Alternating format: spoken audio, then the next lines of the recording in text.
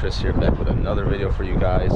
My first video in nearly like 2 months or something like that, I don't know. And I just wanted to say sorry for taking a little break out of nowhere. I just got bored of making the same content, and it's been raining like every weekend, and you know, but we're back now. I got a GoPro in case you couldn't tell that the quality's better.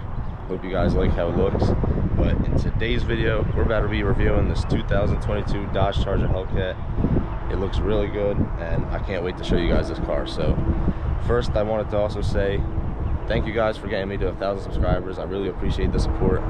But now, instead of me talking, let's just get right into the video. So here's the car, guys. 2022 Dodge Charger Hellcat, custom order. Comes in the pitch black color with the orange Brembo brakes. It looks really good. Let me know what you guys think of it in the comments. I can't wait to hop in this thing and do this little review for you guys. But yeah, let's just get a little cold start for you guys, and then we're gonna hop in and do some pulls for you. Get this little start up. It's a warm start, so it doesn't sound as good, but it still sounds really good.